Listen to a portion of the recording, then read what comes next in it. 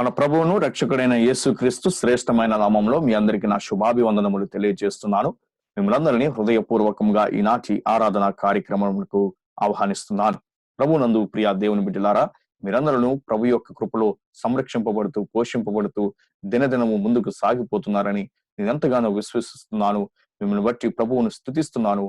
మీ కొరకు అనుదినము ప్రార్థిస్తున్నాను. ఈనాటి మన ధ్యానము నిమిత్తమై పరిశుద్ధ గ్రంథము నుండి లూకా సువార్త 16వ అధ్యాయము 13 నుండి 15 వచనములు మనం చదువుకుందాం. లూకా సువార్త 16వ అధ్యాయము 13 నుండి 15 వచనములు. ఏ సేవకుడును ఇద్దరు యజమానులను సేవింపలేడు. వాడు ఒకని ద్వేషించి ఒకని ప్రేమించును, లేక ఒకని అనుసరించి ఒకని తృణీకరించును. మీరు దేవునిని సిరిని సేవింపలేరని చెప్పెను. ధనాపేక్ష గల పరిచయులు ఈ మాటలన్నీ విని ఆయనను అపహసించుచుండగా, ఆయన, మీరు మనుష్యుల ఎదుట నీతిమంతులని అనిపించుకునివారు గాని దేవుడు మీ హృదయములను ఎరుగును. మనుష్యులలో ఘనముగా ఎంచబడినది దేవుని దృష్టికి అసహ్యము. ప్రభునందు ప్రియ దేవుని బిడ్డలారా, చదవబడిన వాక్యమును బట్టి మనము చాలా జాగ్రత్తగా గమనించవలసిన విషయం ఏంటంటే, మనము రెండు దిశలలో రెండు మార్గములలో ప్రయాణించటం అసంభవం. మనము ఒకేసారి రెండు మార్గాల్లో ప్రయాణించటం, నడవటం అనేటువంటిది అసంభవము. అది సాధ్యము కాని విషయము అనేటువంటిది మనం ఇక్కడ చాలా స్పష్టంగా యేసుక్రీస్తు ప్రభు వారి మాటల్లో మనం చూడగలుగుతాం. ఒక సేవకుడు ఇద్దరు యజమానులను కలిగి ఉండటం, ఒకేసారి ఇద్దరు యజమానులు అధికారం క్రింద ఉండటం, ఒకేసారి ఇద్దరు యజమానులకు లోబడి ఉండటం, ఒకేసారి ఇద్దరు యజమానులను ప్రేమించటం అనేటువంటిది జరిగేటువంటి పని కాదు అని యేసుక్రీస్తు ప్రభువారు చాలా స్పష్టంగా ఈ యొక్క మాటల్లో మనకి తెలియజేస్తున్నారు. కాబట్టి ఒకేసారి దేవునిని మరియు ధనమును, దేవునిని సిరిని, లేదా దేవునిని ఈ లోకాన్ని మనం ప్రేమించలేము అనేటువంటి మర్మాన్ని ప్రభు వారు మనకి తెలియజేస్తూ ఉన్నారు. కాబట్టి ఈ మాటలను బట్టి ఈ రోజు నేను మీతో ఒక ప్రశ్నను మీ ముందు సంధించాలని ఆశపడుతున్నాను. ఏం చేయాలంటే, మీ మొదటి ప్రాధాన్యత ఎవరు? లేదా మీ యొక్క విశ్వాస జీవితంలో మీ మొదటి ప్రాధాన్యత ఎవరికి? మీ మొదటి ప్రాధాన్యత దేనికి? కాబట్టి ఈ యొక్క మాటలు వింటున్నటువంటి నీవు ఒకసారి ఆత్మ పరిశీలన చేసుకోవలసినటువంటి అవసరత ఎంతైనా ఉంది. ఈ ప్రశ్నలకు నీవు గనక సరైన సమాధానం నువ్వు ఇవ్వగలిగితే నీవు ఎంతగానో ఆశీర్వదింపబడేటువంటి బిడ్డగా ఉంటున్నావని నేను విశ్వసిస్తున్నాను. కాబట్టి ఈ ప్రశ్నకు సరైనటువంటి సమాధానం నువ్వు ఇవ్వగలిగే స్థితిలోనికి ఉండాలి. లేదా ఈ మాటలను వింటూ ఈ మర్మములు తెలుసుకున్న వాడివై నువ్వు ఈ యొక్క వాక్యాన్ని వినిన తర్వాత కూడా నీవు సరిగా సమాధానం ఇచ్చేటువంటి స్థితిలో గనక లేకపోతే నీ విశ్వాస జీవితం అనేది విలువ లేనటువంటిది, చాలా బలహీనమైనటువంటిది అని చెప్పడానికి నేను ఎంత మాత్రమును కూడా సంకోచించటం లేదు. కాబట్టి ప్రియమైనటువంటి దేవుని బిడ్డలారా, ఈ మాటలు వింటున్నటువంటి మనము ఆలోచించవలసినటువంటి విషయం, మన ప్రాధాన్యత ఏమిటి? లేదా మన ప్రాధాన్యత ఎవరు? ఇక్కడ చూస్తూ ఉన్నాం ప్రభువారు మరి చెప్పినటువంటి మాటలు. ఇద్దరు యజమానులను ఒకేసారి మనం సేవింపలేము. ఇద్దరు యజమానులను మనం కలిగి ఉండటం అసంభవము. ఇద్దరు యజమానులను మనం కలిగి ఉండి ముందుకు సాగిపోవటం అనేటువంటిది జరిగేటువంటి పని కాదు. దేవుణ్ణి, లోకాన్ని, లేదా దేవుణ్ణి నీవు ఒకేసారి ప్రేమించటం అనేటువంటిది తగదు. ఎందుకనంటే ఈ ధనాన్ని గురించి యేసుక్రీస్తు ప్రభు వారు ఇక్కడ మాట్లాడుతున్నారు. ఈ యొక్క సందర్భం, ఈ యొక్క అధ్యాయం యొక్క సందర్భంలో ఈ యొక్క ధనం, దేవుణ్ణి సేవించటం, ధనాన్ని సేవించటం, లేదా దేవుణ్ణి ప్రేమిస్తూ ధనాన్ని ప్రేమించటం, ధనమును ప్రేమిస్తూ సిరిని ప్రేమిస్తూ దేవుణ్ణి ప్రేమిస్తున్నాను అని చెప్పుకోవటం అనేటువంటిది అది సాధ్యమైనటువంటి సరైనటువంటి విషయం కాదు. అది సత్యమైనటువంటిది కాదు. ఈ ధనానికి ఉన్నటువంటి ఈ యొక్క బలం లేదా శక్తి ఏంటంటే, అది ఎంతటి వారినైనా గాని తన వైపు త్రిప్పుకునేటువంటి ప్రభావితము కలిగినటువంటిది. ఈ సాతానుడు, ఈ యొక్క అపవాది ధనాన్ని తన యొక్క ఆయుధంగా, డబ్బును తన యొక్క ఆయుధంగా వాడుకుంటూ ఈ యొక్క లోకంలో ఉన్నటువంటి విశ్వాసులని ఆకట్టుకోవడానికి, వారిని ప్రభు వద్ద నుండి మరల్చడానికి, ప్రభు వైపు నుండి తన వైపు తిప్పుకోవడానికి, ప్రభువుని సేవిస్తున్నటువంటి వారి హృదయాలను మరల్చి ఈ ధన ఆశతో ధనమును చూపించి తన వైపు త్రిప్పుకోవడానికి, తద్వారా ప్రభు వద్ద నుండి వారిని దూరం చేయడానికి ఈ సాతాను ఎంతగానో ఈ ధనాన్ని ఒక ఆయుధంగా వాడుకుంటూ ఉంటూ ఉంటాడు. కాబట్టి అందుని బట్టి యేసుక్రీస్తు ప్రభు వారు హెచ్చరిస్తున్నటువంటి మాట, నీవు గనక ధనాపేక్ష కలిగిన వాడివై, ధనం మీద ఎక్కువ ఆశతో ధనాన్ని ఎక్కువగా ప్రేమిస్తూ ఉన్నట్లయితే నీవు నన్ను ప్రేమిస్తున్నట్లు కాదు, నీవు నన్ను ఏమాత్రమును ప్రేమించలేవు. నువ్వు ధనాన్ని గనక ప్రేమిస్తూ ఉంటే దేవుణ్ణి ప్రేమించలేవు. నువ్వు దేవుని గనక సత్యముతో హృదయాంతరంగముల నుండి ఎంతో దైవ భక్తితో గనక నువ్వు ప్రేమిస్తూ ఉన్నట్లయితే నువ్వు ధనాన్ని నిర్లక్ష్యం చేస్తావు. ధనము వైపు, లోకము వైపు, నీ యొక్క స్వార్థపూరితమైనటువంటి ఆ యొక్క కోరికల వైపు, తలంపుల వైపు నీ మనసును కేంద్రీకరించవు. ఎప్పుడు క్రీస్తు వైపే, దేవుని వైపే నీ మనసును కేంద్రీకరిస్తావు అనేటువంటి మాటను నేను మీకు గుర్తు చేస్తున్నాను. కాబట్టి యేసుక్రీస్తు ప్రభువారు ఇక్కడ చెప్తున్న మాట ఏంటంటే, నువ్వు ధనాన్ని కలిగి ఉండటం, దేవుని కలిగి ఉండటం ఒకేసారి అని కాదు, కానీ ధనమును, దేవుణ్ణి సేవించటం, ఆరాధించటం, పూజించటం, ప్రేమించటం సాధ్యపడేటువంటిది కాదు.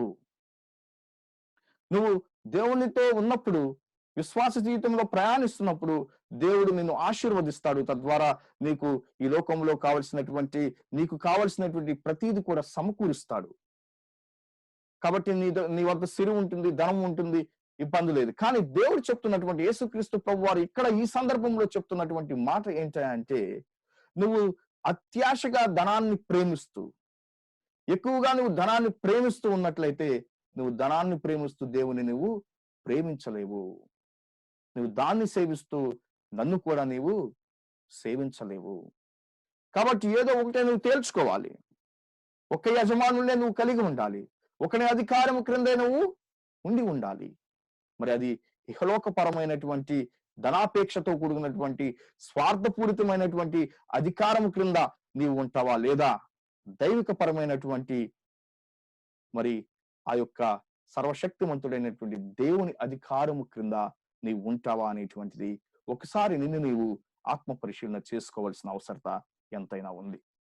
కాబట్టి మనం తెలుసుకోవలసినటువంటి సత్యం, మరలా చెప్తున్నాను, ఒకేసారి మనము ఇద్దరు యజమానులను కలిగి ఉండటం అనేది అసంభవము, అసాధ్యము. అది సాధ్యపడేటువంటి విషయం కాదు. ఎందుకంటే ఒకేసారి ఇద్దరు యజమానులను కనుక మనం కలిగి ఉంటే మనము ఎవరినో ఒకరిని ప్రేమిస్తూ ఉంటాము, ఒకరిని తృణీకరిస్తూ ఉంటాము, ఎవరినో ఒకరిని ద్వేషిస్తూ ఉంటాము, ఒకరిని అనుసరిస్తూ ఉంటాము. కాబట్టి ఒకేసారి ఇద్దరు యజమానుల కింద, వారి అధికారం క్రింద నువ్వు ఉండటం అనేటువంటిది సాధ్యపడేటువంటి విషయము కాదు. మనం కనుక ఒకసారి ఈ యొక్క ధనమును గురించి ఆలోచన చేసినట్లయితే, ఈ అపవాది, ఈ సాతానుడు ఈ లోకములో ధనమును తన ఆయుధముగా వాడుకుంటూ, ఎవరైతే విశ్వాస జీవితంలో బలపడుతూ ముందుకు సాగిపోతున్నారో, దేవునితో మంచి సత్సంబంధాన్ని కలిగి ఉంటారో, వారిని ఈ ధనాన్ని ఆయుధముగా చూపి, ఈ ధనాన్ని వలగా వేసి, ఎరగా వేసి, మరి వారిని తన వైపు ఆకట్టుకొని, తద్వారా దేవుని వైపు నుండి తన వైపుకు మరల్చుకునేటువంటి ఆ ప్రక్రియలో భాగంగా ఈ యొక్క అపవాది ఈ ధనాన్ని తన ఆయుధముగా వాడుకుంటూ ఉంటాడు. అందుని బట్టి చాలా మంది విశ్వాసులు తమ విశ్వాస జీవితంలో ముందుకు సాగిపోతూ, మరి ఎప్పుడైతే ఈ ధనం వైపు వారు ఆకర్షింపబడతారో, ధనాపేక్ష కలిగిన వారై మరి ఆ యొక్క సాతాను వలలో చిక్కుకుని దేవుని వద్ద నుండి దూరం అయిపోయి ఉన్న వారిని చాలా మంది విశ్వాసులను మనం ఈనాడు సంఘాల్లో, మన సమాజాల్లో చూస్తూ ఉంటాం. కాబట్టి ప్రియమైనటువంటి దేవుని బిడ్డలారా, మీరు తెలుసుకోవాల్సినటువంటి మాట ఈ రోజు ఏంటంటే, నువ్వు ధనమును ప్రేమిస్తున్నట్లయితే దేవునిని ప్రేమించలేవు. నువ్వు గనక సిరిని నువ్వు ప్రేమిస్తూ ఉన్నట్లయితే, అనుసరిస్తూ ఉన్నట్లయితే, నువ్వు దేవుణ్ణి తృణీకరిస్తూ ఉన్నట్లు, నువ్వు దేవుణ్ణి ద్వేషిస్తూ ఆయన నిర్లక్ష్యం చేస్తూ ఉన్నట్లు అని అర్థం. కాబట్టి ఈ యొక్క సత్యాన్ని తెలుసుకున్నటువంటి నీవు నేను మనం చేయవలసింది ఏంటి అంటే, నీవు గనక దేవుని ప్రేమించేవాడిగా ఉన్నట్లయితే, నిజముగా నీ ప్రేమ దేవునిపై ఉన్నటువంటి నీ ప్రేమ సత్యమైనదైతే, నువ్వు ధనాన్ని అపేక్షించేవాడిగా, మరి ఆ ధనం వైపు నీ మనస్సును త్రిప్పుకొనక, లోకాశల వైపు నీ మనస్సును త్రిప్పుకొనక, లోకాశల వైపు నీ మనసును కేంద్రీకృతం చేసుకొనక, మరి దేవుని వైపే, దేవుని యొక్క ఆ చిత్తము ప్రకారం నడుచుకునేటువంటి వ్యక్తిగా ఉండాలని నేను మీకు తెలియజేస్తూ ఉన్నాను. కాబట్టి యేసుక్రీస్తు ప్రభు వారు చెప్తున్నటువంటి ఇంకో ప్రాధాన్యమైనటువంటి మాట ఇక్కడ ఏంటి అని అంటే, ఈ యొక్క వచనాల్లో మనం చూస్తూ ఉంటాం. 14వ వచనం 15వ వచనంలో మనం చూస్తాం. ఆయన దేవుడు మన హృదయాలను ఎరిగినటువంటి వాడు. కాబట్టి ఎవరైతే ఈ యొక్క పరిచయాలు వారు చేస్తున్నటువంటి పని ఏంటి, వారు ఈ యొక్క లోకపరంగా ప్రజల యొక్క మనల్ని పొందాలి, వారు చాలా భక్తి పరులని నిరూపించుకోవాలి కదా, వారు చాలా నీతిమంతులము, మేము సమాజంలో అందరికన్నా మేము నీతిమంతులము అని మేము అనిపించుకోవాలి అనేసి ఈ యొక్క లోకం యొక్క మనలను పొందిన వారై, వీరు లోకస్తుల యొక్క లేదా ప్రజల యొక్క మన్నల కోసం, వారి మెప్పు కోసం, వారి ఘనత కోసం ఏం చేస్తారు, వారు బాహ్యంగా బయటికి నీతిమంతులుగా ఆగపడతారు, కానీ లోన మాత్రం దేవుణ్ణి ప్రేమించేవారుగా, ఇతరులను ప్రేమించేవారుగా వారు ఉండరు. లోన లేదా వారి మనస్సు సరైన రీతిలో ఉండేటువంటిది కాదు. వారి మనసులో, వారి హృదయాల్లో దేవునికి సరైనటువంటి స్థానము లేదు. కాబట్టి వారు చేసేటువంటి ఆరాధన, వారు చూపించేటువంటి బాహ్యమైనటువంటి ఆ భక్తిలో సత్యం అనేటువంటిది లేదు. ఎందుకంటే దేవుడు హృదయాంతరంగములను చూసేటువంటి దేవుడు, దేవుడు మన హృదయాలను ఎరిగేటువంటి దేవుడు. కాబట్టి మనం దేవుణ్ణి ఎప్పుడు కూడా మనం మోసం చేయలేం. మనకున్నటువంటి ఆ యొక్క హృదయాంతరంగంలో మనకున్నటువంటి కోరికలను బట్టి, ఆలోచనలను బట్టి మనం దేవుణ్ణి ఎప్పుడు కూడా మోసం చేయలేం. లోన ఒకటి పెట్టుకొని బయటకు ఒకటి చూపిస్తూ మనం జనం యొక్క లేదా ప్రజల యొక్క మొప్పులను మనం పొందగలం, గాని ప్రజల దగ్గర నుండి మనం ఘనతను పొందుకోగలము, గాని దేవుని వద్ద నుండి ఘనతను పొందుకోలేము. ఎందుకంటే దేవుడు మన హృదయాంతరంగములను ఎరిగినటువంటి వాడు. మన హృదయములో, మన మనసులో ఏది ఉన్నదో, ఏది మనం సత్యంగా పెట్టుకొని ఉన్నామో దాన్ని చూసేటువంటి దేవుడు. కాబట్టి దేవుడు చెప్తున్నటువంటి, యేసుక్రీస్తు ప్రభు వారు తెలియజేస్తున్నటువంటి ఈ 2 మర్మములు, ఒకటేను, ఇద్దరు యజమానులు మనం కలిగి ఉండలేము. రెండింటిని ఒకేసారి ప్రేమించడం అసాధ్యమైనటువంటి పని. విశ్వాస జీవితంలో ఒక విశ్వాసికి దేవుని ప్రేమిస్తుంటే నువ్వు ధనాన్ని, లోకాన్ని, నీ స్వార్థాన్ని ద్వేషించేవాడిగా నువ్వు ఉండాలి. రెండవది, నీవు దేవుని మోసం చేయలేవు. మోసపూరితమైనటువంటి హృదయాన్ని నువ్వు కలిగి దేవుణ్ణి మోసం చేయలేవు. బాహ్యముగా చూపించేటువంటి భక్తిని నువ్వు లోన కూడా కలిగి ఉండాలి. అది దేవునికి విలువైనది, దేవునికి ఘనత తెచ్చేటువంటిది. కాబట్టి ఏంటి ఈ యొక్క మొదటి ప్రాధాన్యత, దేవునికి మొదటి ప్రాధాన్యత ఇవ్వటం అంటే ఏమిటి అనేటువంటి మాటను నేను మీతో కొద్ది నిమిషాలు పంచుకోవాలని ఆశపడుతున్నాను. ఏంటి ఈ యొక్క దేవునికి మొదటి ప్రాధాన్యత ఇవ్వటం? మనం చూస్తూ ఉంటున్నాం. మొదటిగా మనం తెలుసుకోవాల్సినది, ఈ యొక్క దేవునికి మొదటిగా ప్రాధాన్యత ఇచ్చేటువంటి సందర్భంలో, ఈ యొక్క ప్రక్రియలో మొదటిగా ఉండవలసింది ఏంటి అంటే, ఏ పరిస్థితిలోనైనా, ఏ సందర్భంలోనైనా, ఎలాంటి అనుభవములు గుండా నువ్వు ప్రయాణం చేస్తున్నప్పటికీ దేవునిపై నమ్మకంతో నువ్వు ముందుకు సాగిపోవాలి. దేవునిపై నమ్మకంతో నువ్వు ముందుకు సాగిపోవాలి. ఇదే మాటను మనం చివరి వారంలో మనం తెలుసుకున్నాం. అంతకుముందు వారంలో ప్రతి సందర్భంలోనూ మనము సంతోషించే వారిగా ఉండాలని మనం తెలుసుకున్నాం అపోస్తలుడైన పౌలు జీవితం నుండి. తర్వాత కిందటి వారంలో మనకి తుఫాను లాంటి అలజడులు మన జీవితంలో, మన విశ్వాస జీవితంలో వస్తున్నప్పటికీ, పోరాటాల్లో, మన క్లిష్ట పరిస్థితుల్లో దేవునికి మనం నమ్మకంగా ఉండాలనేటువంటి మాట మనం తెలుసుకుని ఉన్నాం. కాబట్టి ఈ మాట కూడా మరి ఈ రోజు మనం చేసుకున్నటువంటి మనం ఇచ్చేటువంటి దేవునికి ఇచ్చేటువంటి ప్రాధాన్యత, దేవునికి ప్రాధాన్యత ఇవ్వటంలో కూడా ఈ విశ్వాసం అనేటువంటిది ఒక కీ రోల్, అత్యంత విలువైనటువంటిది, ప్రాముఖ్యమైనటువంటిది. సో విశ్వాసం, నమ్మకం కలిగి ఉండటం, ఎలాంటి క్లిష్ట పరిస్థితుల్లోనైనా దేవునిపై ఆధారపడేవాడిగా, దేవునికి నమ్మకమైనటువంటి బిడ్డగా నువ్వు ఉండాలి. అదే నువ్వు దేవునికి మొదటగా ఇచ్చేటువంటి ప్రాధాన్యత.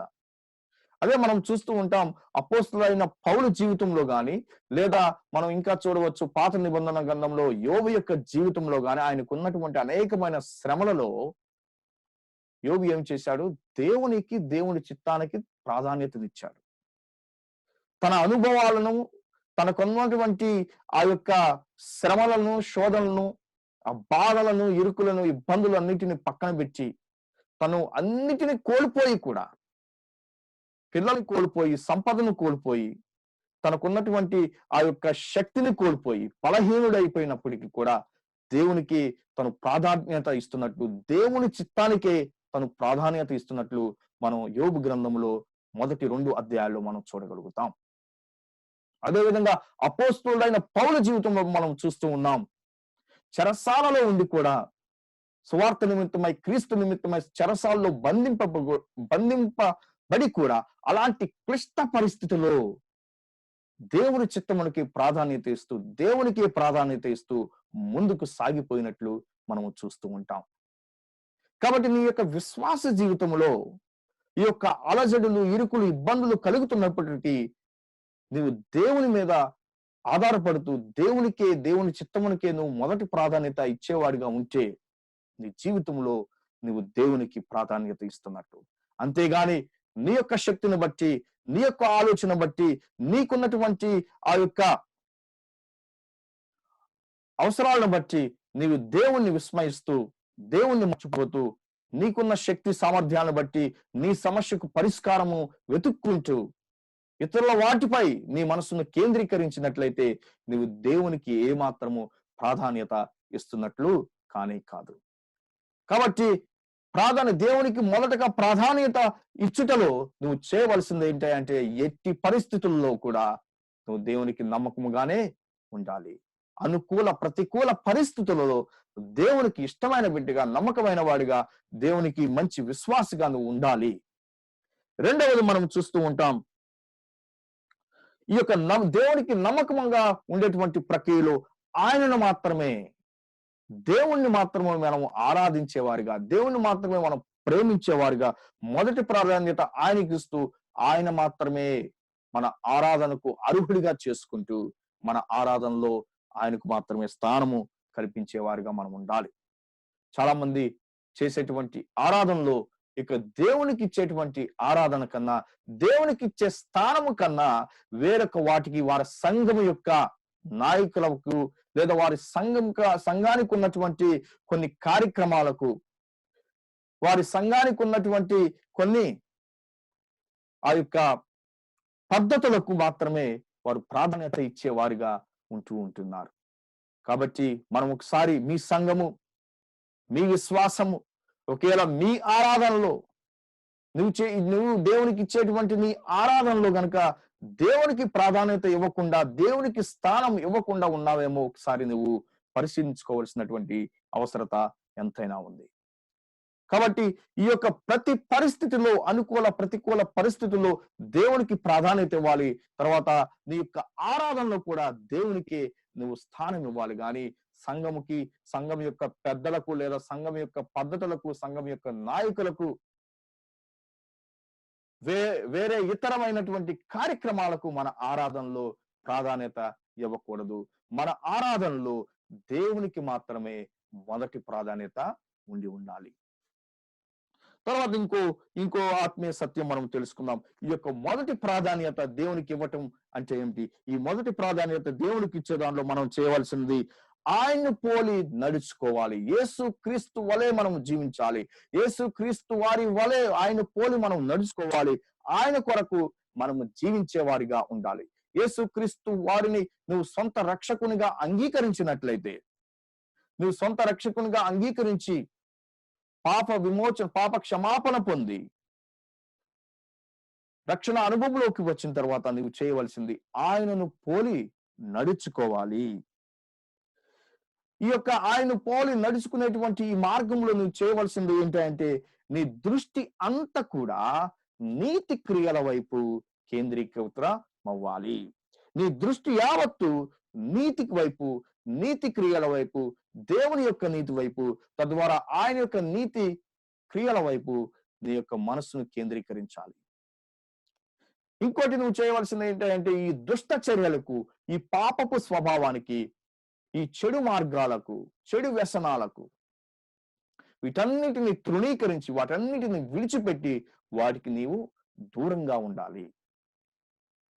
కాబట్టి దేవునికి ప్రాధాన్యత ఇవ్వటం అంటే నీ యొక్క జీవన విధానంలో నీవు దేవునిలో నడుస్తూ ఉన్నప్పుడు ఈ లోకంలో దేవుని యొక్క బిడ్డగా, దేవుని యొక్క విశ్వాసిగా, యేసుక్రీస్తు యొక్క అనుచరునిగా, యేసుక్రీస్తు యొక్క శిష్యునిగా నీవు ముందుకు పోతున్నప్పుడు నువ్వు చేయవలసిన పని ఏంటి అంటే నీ ప్రాధాన్యతను ఎలా నువ్వు చూపించుకోవాలంటే, దేవునికి నువ్వు ప్రాధాన్యత ఇస్తూ ఉన్నావు, మొదటి ప్రాధాన్యత నువ్వు దేవునికే ఇస్తున్నావు అనేటువంటిది ఎలా తెలియజేయబడుతుంది అంటే నువ్వు పాపాన్ని తృణీకరించిన వాడివై, చెడు మార్గాలను విడిచిపెట్టి నీతి క్రియల వైపే, నీతి మార్గం వైపే, ఆయన నీతి వైపే నీ మనసును కేంద్రీకరించి నువ్వు అనుసరిస్తూ ఉన్నప్పుడు ఆ మార్గము గుండా ప్రయాణం చేస్తూ ఉన్నప్పుడు నీవు దేవునికి మొదటి ప్రాధాన్యత ఇస్తున్న వాడిగా నువ్వు చూపబడతావు.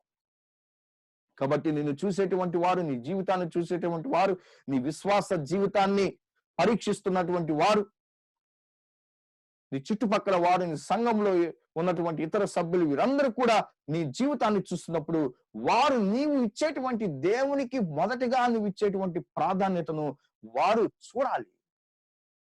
అది కనపడాలి నీ క్రియలలో, నీ నీతి క్రియలలో అది చాలా స్పష్టంగా కనపడాల్సినటువంటి అవసరత ఎంతైనా ఉంది.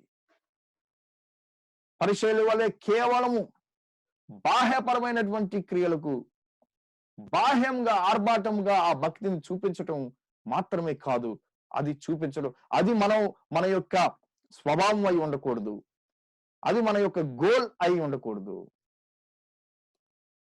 మనం ఎప్పుడు కూడా దేవునికి నమ్మకముగా మరి సత్యమైనటువంటి మన భక్తిని మనము చూపిస్తూ ఉండాలి.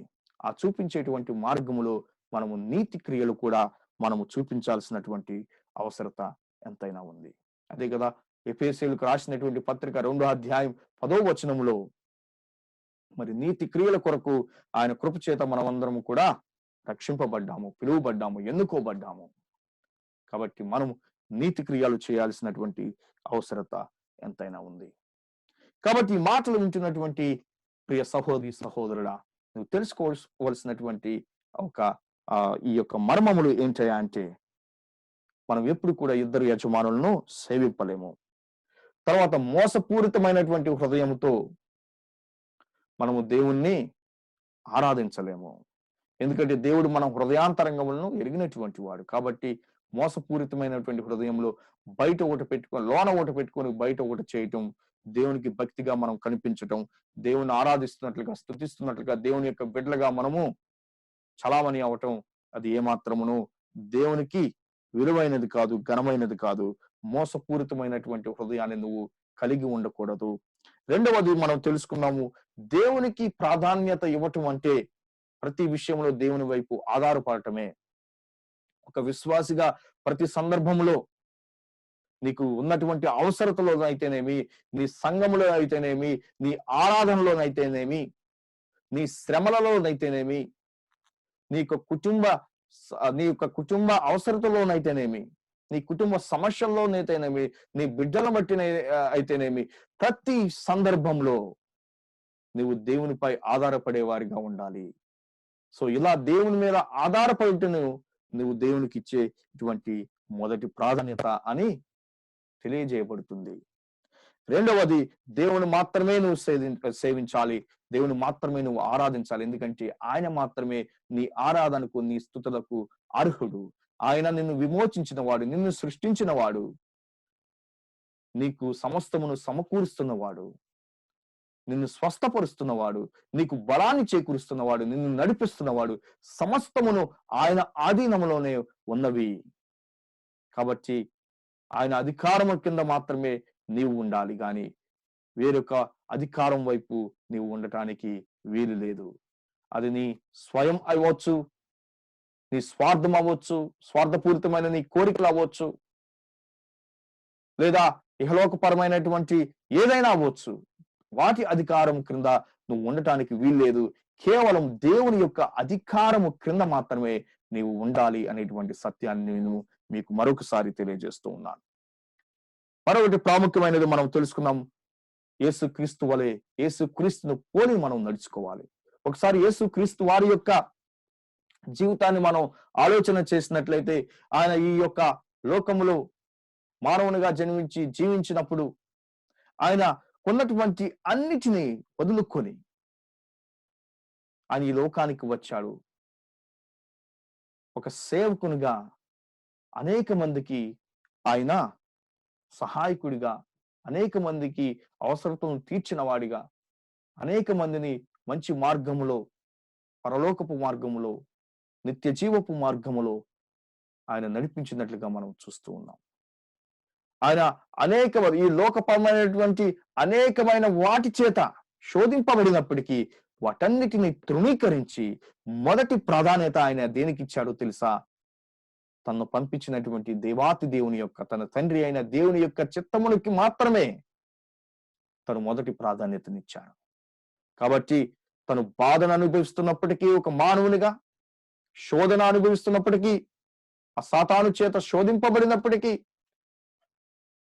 అనేక మంది ఎగతాళి చేసినప్పటికీ ఆయనకున్నటువంటి ఆ యొక్క స్వచిత్తాన్ని కూడా వదులుకొని దేవుని యొక్క చిత్తానికే, తను వచ్చినటువంటి ఆ యొక్క విధి నిర్వహణకు మాత్రమే, దాన్ని సంపూర్ణం చేయడానికి మాత్రమే తను కూనుకొని చాలా చక్కగా మరి దేవుడు యేసుక్రీస్తు ప్రభువారు తనకిచ్చినటువంటి ఆ యొక్క విధిని నిర్వహించినట్లు, పూర్తి చేసినట్లు మనం చూస్తూ ఉంటాం. కాబట్టి దేనికి మనము తొలగకూడదు. ఎటువంటి శోధనకు దేనికి కూడా మనం తొలగవలసినటువంటి పని లేదు. కాబట్టి యేసుక్రీస్తు వారిని పోలి నడుచుకోవాలి. ఆయన ఈ లోకంలో జీవించినప్పటికీ పాపము లేని వాడిగా జీవించాడు. ఆయన పరిశుద్ధునిగా మరి ఆ యొక్క కల్వరి గిరి మీద, ఆ యొక్క సిలువుపై తన ప్రాణాన్ని పణంగా పెట్టి నిన్ను నన్ను రక్షించాడు. మన యొక్క పాపములకు విమోచన కలుగజేశాడు. కాబట్టి ఈ సత్యాన్ని తెలుసుకున్నటువంటి నీవు దేవుని మాత్రమే ఆరాధించాలి. వేరొక వాటి మీద నీ మనసు కేంద్రీకృతమైతే నీవు విగ్రహారాధికుడివే. విగ్రహము అంటే ఏంటో కాదు, నీవు దేన్నైతే దేవుణ్ణి తృణీకరించి, దేవునికి ఇవ్వాల్సినటువంటి ప్రాధాన్యతను ఇవ్వకుండా, దేవునికి ఇవ్వవలసినటువంటి సమయాన్ని దేవునికి ఇవ్వకుండా, వేరొక దేని వైపు నీ యొక్క సమయాన్ని, నీ యొక్క మనస్సుని, నీ యొక్క జీవితాన్ని, నీ యొక్క ధనాన్ని కేంద్రీకరిస్తున్నావో, ఏదైతే నీ యొక్క సమయాన్నంతా తీసేసుకుంటుందో నీలో నుండి, ఏదైతే నీ యొక్క సమయాన్నంతా కాజేస్తుందో, దేవుని సన్నిధికి నిన్ను వెళ్లకుండా చేస్తుందో, అదంతా కూడా విగ్రహారాధనే. కాబట్టి నీవు విగ్రహారాధికుడు అవుతున్నావేమో. అదే కదా నిర్గమాకాండంలో మనం చూస్తాం. 20వ అధ్యాయం 3 నుండి 4 వచనాలు గనక మనం ఒకసారి చదివినట్లయితే, నేను తప్ప వేరొక దేవుడు నీకు ఉండకూడదు, పైన ఆకాశం అందే గాని, క్రింద భూమి అందే గాని, భూమి క్రింద నీళ్ల ఎందే గాని ఉండు దేని రూపమునైనను విగ్రహమునైనను నీవు చేసుకొనకూడదు. ఈ యొక్క విగ్రహారాధన అనేటువంటిది ఏ రూపంలోనైనా ఉంటుంది. అది నీ ఆలోచనను బట్టి ఉంటుంది, నీ క్రియలను బట్టి ఉంటుంది, నీ తలంపులను బట్టి ఉంటుంది, నువ్వు తీసుకునేటువంటి నిర్ణయాల వైపు ఉంటుంది, నువ్వు ఇచ్చేటువంటి సమయం వైపు ఉంటుంది. కాబట్టి ఒక విగ్రహారాధికుడిగా నువ్వు ఉండకూడదు. నీవు దేవునికి మాత్రమే మొదటి ప్రాధాన్యత ఇచ్చేవాడిగా ఉండాలి. ఏ సందర్భంలోనైనా ఆయనకు మాత్రమే నువ్వు మొదటి ప్రాధాన్యతనిచ్చేవాడిగా ఉండాలి. కాబట్టి ఎవరు లేదా ఏమిటి నీ యొక్క ప్రాధాన్యత? నీ విశ్వాస జీవితంలో దేనికి నీవు ప్రాధాన్యత ఇస్తున్నావు, ఎవరికి ప్రాధాన్యత ఇస్తున్నావో ఒకసారి నువ్వు గ్రహించుకోవాల్సినటువంటి ఆత్మ పరిశీలన చేసుకోవాల్సిన అవసరత ఎంతైనా ఉందని మరొకసారి మీకు తెలియజేస్తూ ఈ యొక్క కొద్ది మాటలను నేను ముగిస్తున్నాను. దేవుడు మనందరినీ ఈ మాటలను బట్టి ఆశీర్వదించిన గాక. ఆమేన్. ప్రార్థన చేసుకుందాం. మహాపరిశుద్ధులను ప్రేమ గల మా ప్రియ పరలోకపు తండ్రి, నీ ఉన్నతమైన నామమునకు మరొకసారి వందనములు, స్తుతులు, స్తోత్రములు చెల్లిస్తున్నాం ప్రభువా. విత్తబడిన వాక్యం ద్వారా మీరు మమ్మల్ని మరొకసారి జ్ఞాపకము చేసి ఉన్నారు మాకు తండ్రి. ఒకేసారి మేము ఇద్దరు యజమానులను ప్రేమించటం ఇది అసంభవము, అసాధ్యము అని మీరు లేఖనముల ద్వారా మాకు తెలియజేశారు. అవును ప్రభువా, ఈ లోకాన్ని ప్రేమిస్తూ మమ్మల్ని మేము ప్రేమించుకుంటూ మా కుటుంబాన్ని ప్రేమిస్తూ తండ్రి మా బిడ్డల్ని ప్రేమిస్తూ ఈ లోకపరమైనటువంటి వాటిపై మనస్సును కేంద్రీకరిస్తూ మిమ్మల్ని ప్రేమించటం, మీకు మొదటి ప్రాధాన్యత ఇవ్వటం అనేటువంటి అసంభవం ప్రభువా. మీకు మొదటి ప్రాధాన్యత ఇచ్చేటువంటి ఈ ప్రక్రియలో తండ్రి వీటన్నిటిని మేము పక్కన పెట్టాల్సినటువంటి అవసరత. మీకు మాత్రమే మేము మొదటి ప్రాధాన్యత ఇవ్వగలిగే వారిగా మమ్మల్ని తీర్చిదిద్దమని ప్రార్థిస్తున్నాం ప్రభువా.